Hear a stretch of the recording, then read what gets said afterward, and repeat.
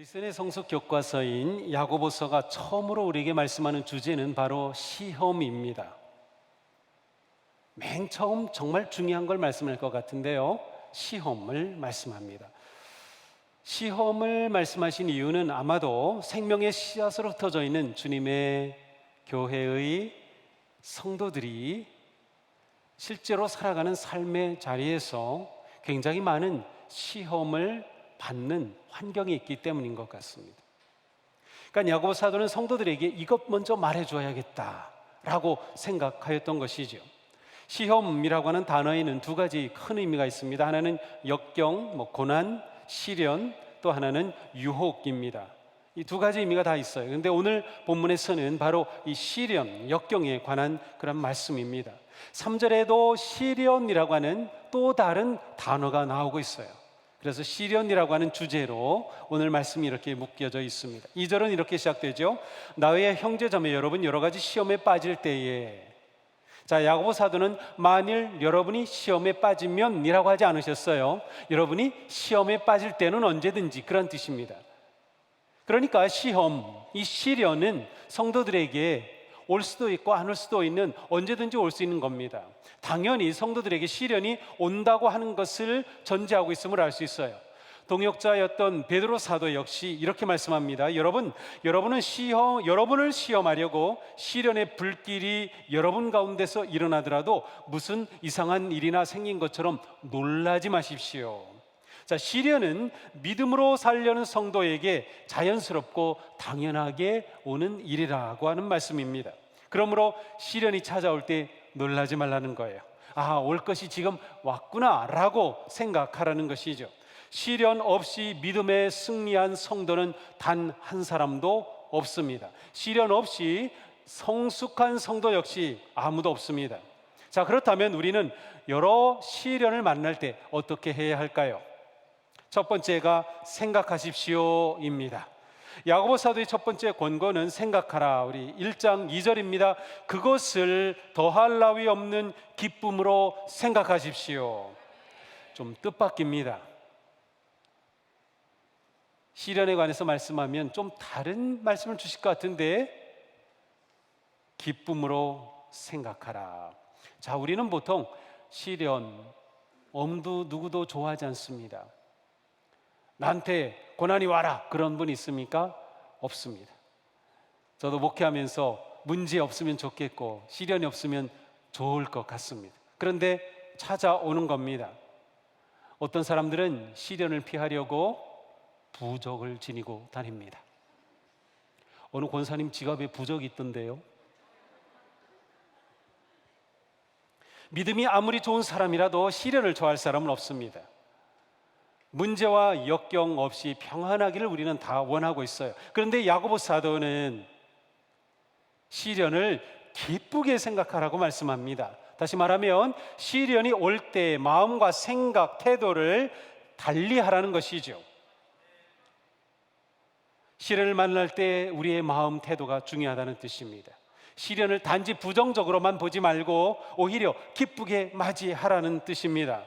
우리가 예수님을 믿고 따를 때 우리의 신앙이 시련을 막아주는 것은 아닙니다. 우리의 신앙 자체가 시련이 없게 딱 이렇게 방패를 쳐주는 게 아닙니다. 믿음은 시련을 막아주는 부적이 아닙니다. 오히려 예수님을 믿기에 더 많은 시련이 오기도 합니다. 우리가 예수님 믿기 때문에 겪는 시련이 있지 않습니까? 성도가 시련을 만나는 것은 당연하다.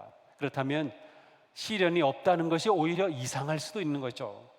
중요한 것은 시련을 만날 때 우리의 태도가 어떻게 드러나냐라는 것입니다. 시련을 만날 때 신앙인과 비신앙인, 성숙한 성도와 성숙하지 못한 성도의 다른 점은 시련을 맞이하는 태도에 있습니다. 역경의 때에 우리의 태도는 어떻습니까? 우리는 어떤 태도를 보여야 할까요? 믿음의 태도, 곧 시련을 기쁨으로 생각하는 태도가 필요합니다. 여기서 생각한다라고 하는 단어에는 주도권을 가진다라는 뜻이 있어요. 그러니까 시련이 올 때 기쁘게 생각하는데 기쁨이 내 마음을 주도적으로 이끌어가게 하라는 것이에요. 기쁨이 주도적으로 내 생각을 이끌어가게 하라, 그렇습니다. 성도는 시험이 올 때 그것을 피하려 하지 않습니다. 단지 두려워만 하지 않습니다. 그것을 염려하지 않습니다. 오히려 시험을 기쁨이 주도하는 믿음으로 맞이하는 겁니다. 베드로 사도도 이렇게 말씀했어요. 여러분이 지금 잠시 동안 여러 가지 시련 속에서 어쩔 수 없이 슬픔을 당하게 되었다 하더라도 기뻐하십시오. 그렇습니다. 야고보 사도하고 베드로 사도하고 야 우리 이렇게 쓰자 그러고 썼을까요? 아닙니다. 둘이 의논하고 베드로 전후서를 보내고 야고보서를 보낸 게 아니에요. 그런데 똑같이 시련을 기뻐하라고 말씀하고 있는 겁니다. 성도가 시련을 기쁨으로 생각해야 하고 그렇게 맞이할 이유가 분명합니다. 사실은 오늘 말씀의 결론 부분이 12절입니다. 함께 읽겠습니다.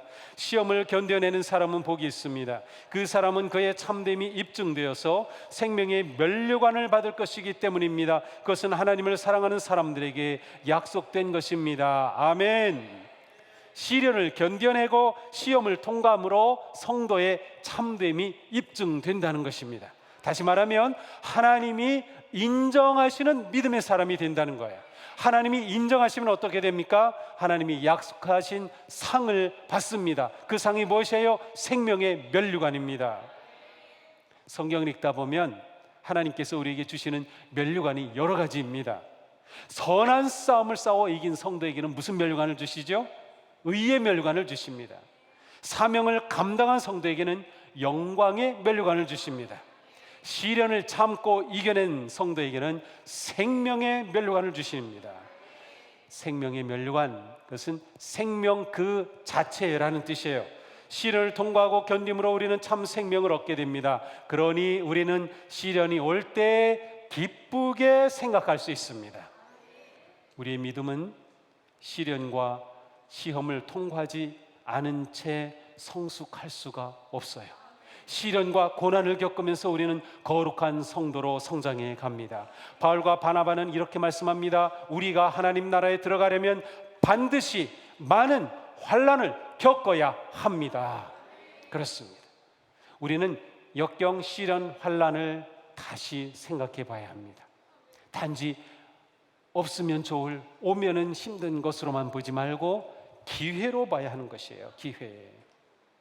우리는 역경과 고난을 통해 다듬어지며 주님을 닮은 모습으로 성숙해 갑니다. 우리가 겪는 모든 시련에는 하나님의 거룩하신 뜻이 숨어 있습니다. 이게 중요합니다. 내가 겪는 모든 시련 속에는 내가 비록 지금 알지는 못하지만 하나님의 거룩하신 뜻이 숨어 있다. 이 믿음이 우리에게 너무도 중요합니다. 그러므로 시련이 올 때 두려워하지 마십시오. 담대하게 맞이하십시오. 기쁘게 생각하십시오. 자신의 영적 성숙의 기회로 삼으십시오. 주님도 말씀하셨습니다. 너희는 세상에서 환난을 당할 것이다. 그러나 용기를 내어라. 내가 세상을 이겼다. 그렇습니다. 우리에게는 이 믿음이 필요합니다. 자, 두 번째, 시련이 올 때 신앙적이며 긍정적으로 생각할 뿐만 아니라 우리는 알아야 합니다. 알아야 할 것이 있어요. 시련이 어떻게 우리를 성숙한 성도의 모습으로 만들어가는지를 아는 것입니다. 3절에 말씀하죠. 함께 읽습니다. 여러분은 믿음의 시련이 인내를 낳는다는 것을 알고 있습니다. 그렇습니다. 너무도 중요합니다. 우리는 시련이 인내를 낳는 것을 정말 알고 있습니까? 시련이 올 때 우리는 무엇을 알아야 하는 거죠? 그렇습니다. 시련은 인내를 가져온다는 것입니다.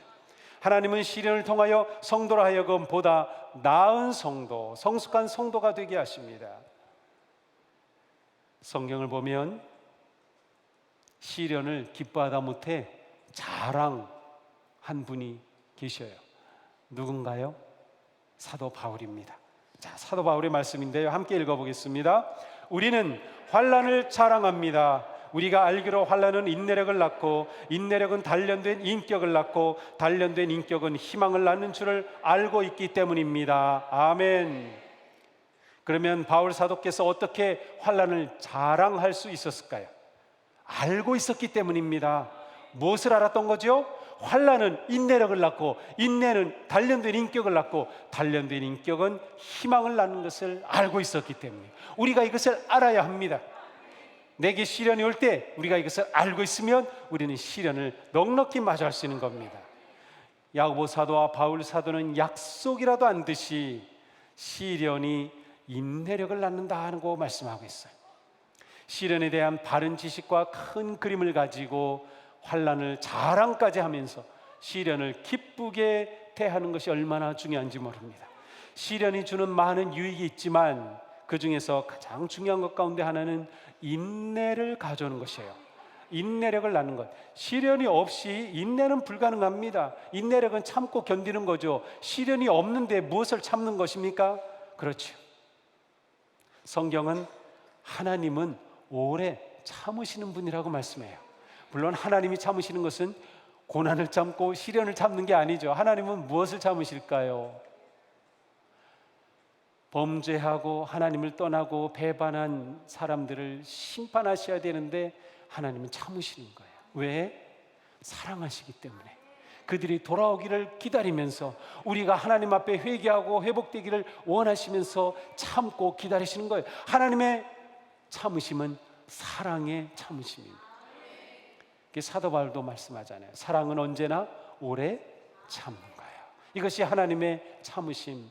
그렇다면 우리가 참고 인내하는 것은 바로 하나님의 성품을 담는 것입니다. 그래서 인내는 성령의 열매가 되는 거죠. 시련은 인내력을 키우는 은혜의 기회가 되는 것을 우리가 안다면 우리는 시련을 적극적이며 긍정적인 마음으로 마주할 수 있을 것입니다. 시련이 인내로, 인내가 인격으로 이어지는 그 과정을 우리가 잘 알아야 하는 것이죠. 그러므로 인내는 어려움이 왔을 때 그냥 꼭 참고만 있는 수동적인 것이 아닙니다. 인내는 인내의 열매가 무엇인지를 알고 확신과 소망으로 시련에 맞서는 아주 적극적인 행동입니다. 인내는 행동하는 신앙인가요? 그러므로 야고보 사도는 인내력을 충분히 발휘하라고 말씀합니다. 인내력을 충분히. 이것이 세 번째입니다. 같이 한번 읽겠습니다. 여러분은 인내력을 충분히 발휘하여 조금도 부족함이 없이 완전하고 성숙한 사람이 되십시오. 아멘. 인내력을 충분히 발휘하라. 인내력을 발휘하는 것은 선택사항이 아닙니다. 거룩한 명령입니다. 다시 말하면 끝까지 인내하라, 그런 뜻입니다. 야고보 사도께서 이 편지를 썼을 때 성도들 중에는 끝까지 인내하지 못하고 믿음을 중도에 포기한 사람들이 나오기 시작했습니다. 처음에는 시련을 맞서려고 했지만 결국 믿음을 포기하고 세상을 사랑하는 쉬운 길을 선택한 사람들이 나오고 있었습니다. 그래서 야고보 사도는 인내력을 끝까지 발휘하라고 말씀하는 겁니다. 인내는 끝까지 견뎌야 인내입니다. 중도에 포기하면 인내가 될 수 없어요. 자, 1장 12절에 말씀하죠. 시험을 견뎌내는 사람은 복이 있습니다. 우리가 복된 성도가 되는 것은 인내로 가능한 것입니다. 개역개정에서는 인내를 온전히 이루라고 말씀해요. 인내력을 충분히 발휘한다는 것은 인내를 완전히 이루는 겁니다. 완전히 인내를 성취하는 겁니다. 시련 중에 인내력을 충분히 발휘하면 어떻게 될까요? 1장 4절이죠. 조금도 부족함이 없이 완전하고 성숙한 사람이 됩니다. 한번 자신이 성숙한 성도가 되는 모습을 그려보십시오. 그리고 그 성숙한 성도가 되는 것은 인내를 통해서, 언제? 시련이 왔을 때 말이죠. 완전하고 성숙한 사람이 된다는 것은 예수님을 온전히 닮아가는 것이에요. 우리 모두는 다 예수님을 닮아가는 한 목표를 가지고 있지 않습니까? 그렇습니다. 누구든지 예수님을 구세주로 믿고 영접하면 그는 구원을 받은 성도가 되죠. 그런데 그것으로 끝이 아니에요. 그 구원을 이루어가야 됩니다. 성숙해야 합니다. 어떻게? 시련이 올 때 인내력을 끝까지 발휘하여서 말이죠. 사도 바울의 말씀입니다. 사랑하는 여러분, 더욱더 순종하여서 두렵고 떨리는 마음으로 자기의 구원을 이루어 가십시오. 우리의 구원을 이뤄가는 길이 바로 인내인 것입니다. 성화의 삶이라고 보통 말하죠. 우리가 우리의 삶과 일상을 성화의 과정으로 보는 눈이 매우 중요합니다. 그리고 우리는 성화의 과정에서 여러 가지 시련을 만난다는 것을 알고 이 시련을 통해 어떤 일이 일어난다는 것을 확신하게 될 때 우리는 넉넉히 시련과 싸워 이길 수 있는 겁니다. 우리가 예수님을 따르는 삶에는 시련이 올 수밖에 없어요. 시련이 오는 거 이상한 일 아닙니다. 그러니까 내게 시련이 오고 어려움이 왔을 때 우리는 첫 번째 반응, 내가 무슨 잘못한 게 있지? 이를 생각합니다. 물론 내 잘못 때문에 시련이 올 때도 있어요.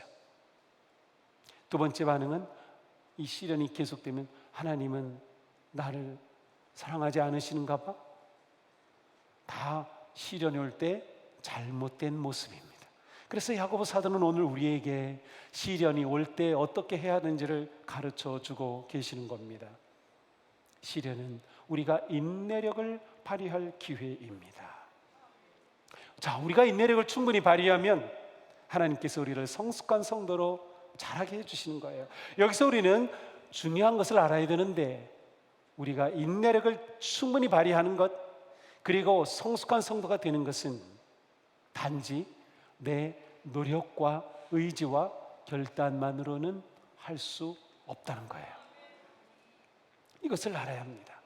그래서 구원을 이루라고 말씀하신 사도 바울은 이어서 이렇게 말씀합니다. 하나님은 여러분 안에서 활동하셔서 우리 안에서 일하고 계신다는 거예요. 여러분으로 하여금 하나님을 기쁘게 해드릴 것을 영원하게 하시고 우리의 마음과 생각을 인도하시고 실천하게 하시는 분이십니다. 그래요. 그러니 시련이 올 때 우리는 바르게 생각하고 바르게 반응하고 바른 태도를 가지고 그리고 인내력을 충분히 발휘해야 되는데 어떻게? 하나님을 의지해야 되는 겁니다. 왜? 하나님이 우리 안에서 일하고 계시기 때문이죠. 인내하지 못하고 믿음의 길을 떠난 사람들은 그들의 결심이 약해서일까요? 믿음이 작아서일까요? 아닙니다. 하나님을 의지하지 않았기 때문에요. 하나님을 의지하지 않으면 누구나 다 무너질 수밖에 없는 겁니다. 그러므로 우리는 하나님을 의지함으로 우리의 인내력을 끝까지 발휘하여 승리하게 되는 것입니다. 구약의 요셉 잘 알죠? 그는 형들의 미움을 받아 이집트로 팔려갑니다. 그의 인생에 예기치 않은 시련이 찾아와요. 그런데 그때 그에게는 한 가지 확신이 있었어요. 내가 지금 이 고난을 당하지만 하나님이 나와 함께 하신다. 하나님이 함께 하심을 그는 신뢰했기 때문에 어떻게 했습니까? 바로 끝까지 인내할 수 있었습니다. 자신의 계획대로 되지 않고 자신이 예상했던 대로 되지 않고 모함을 받고 감옥에 던져지고 시간이 그냥 10년 넘게 흘러가고 있었지만 그는 끝까지 인내함으로 하나님의 놀라운 뜻을 이뤄낸 거예요. 그렇습니다. 우리가 끝까지 인내하는 것 이렇게 중요합니다. 불행하게도 코로나 이후에 신앙을 포기한 신포 세대가 많아졌습니다. 참으로 가슴 아픈 일입니다. 연락도 되지 않아요. 교회에서 권사님이 또 목사님이 전도사님이 전화하는 거 받지도 않아요. 그렇다고 온라인으로 예배 드리는 것도 아니에요. 어디로 간 걸까요? 끝까지 인내하지 못한 거죠. 왜 그랬을까요? 하나님을 의지하지 않았기 때문에. 자, 그러면 우리가 어떻게 하나님을 의지하고 하나님의 도우심을 받을 수 있을까요? 함께 읽겠습니다. 5절입니다. 여러분 가운데 누구든지 지혜가 부족하거든 모든 사람에게 아낌없이 주시고 나무라지 않으시는 하나님께 구하십시오. 그리하면 받을 것입니다. 아멘. 무엇입니까? 구하는 것입니다. 하나님께 기도하는 것입니다. 시련을 만나면 기도하라. 이것이 야고보 사도께서 우리에게 주시는 너무도 당연한 그런 말씀입니다. 시련을 만나면 기도하라. 왜? 하나님을 의지해야 시련을 이길 수 있기 때문입니다. 하지만 우리는 너무나도 내 자신의 힘과 방법으로, 경험으로 시련을 이겨보려고 합니다. 하다 안 될 때 하나님을 찾지 말고 처음부터 하나님을 찾으셔야 돼요. 처음부터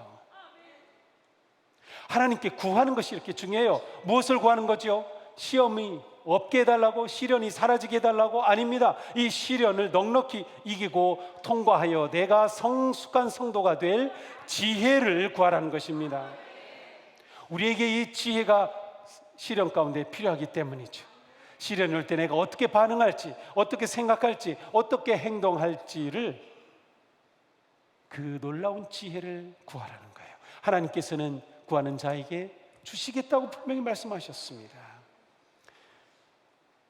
그뿐 아니라 우리는 평소에 지혜를 쌓아야 합니다. 어떻게 지혜를 쌓을 수 있을까요? 그렇습니다. 지혜의 보물이 담긴 하나님의 말씀, 하나님의 말씀을 읽고 묵상하는 겁니다. 이게 너무도 중요합니다. 하나님의 말씀에는 지혜가 가득합니다. 지혜의 원천이 여기에 담겨 있습니다. 일상의 말씀 생활이 비상의 힘이 됩니다. 그래서 평소에 말씀을 잘 읽고 설교를 잘 듣고 말씀을 묵상하고 하는 일을 잘하는 성도가 위기 때에 승리하게 되는 거예요. 갑자기 위기 때에 승리하는 일은 없습니다. 우리 애가 평소에 신앙생활을 잘하는 것, 말씀을 읽고 묵상하는 게 얼마나 중요한지 모릅니다.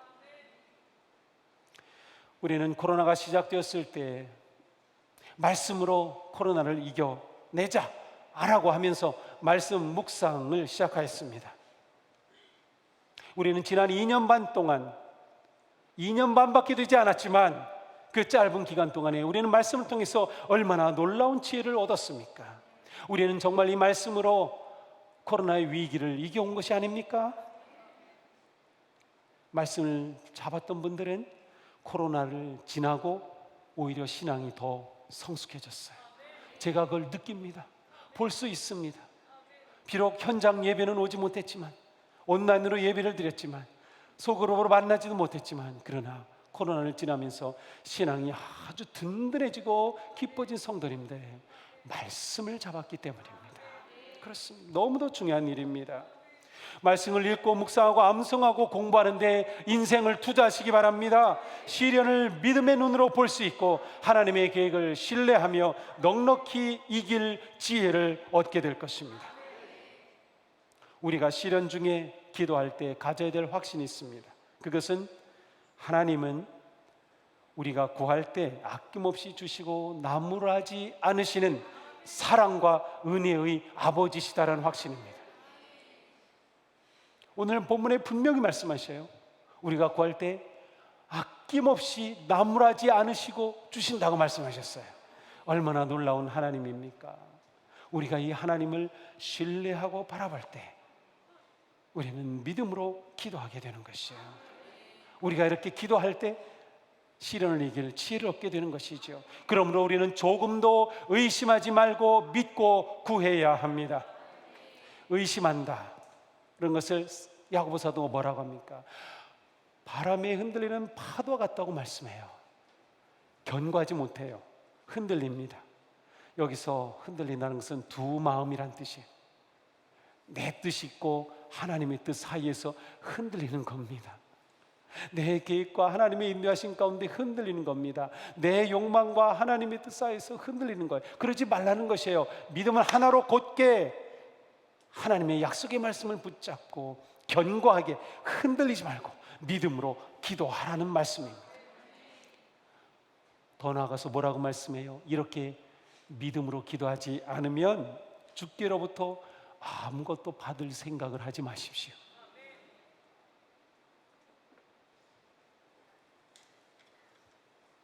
시련이 올 때 우리 인생이 흔들리죠.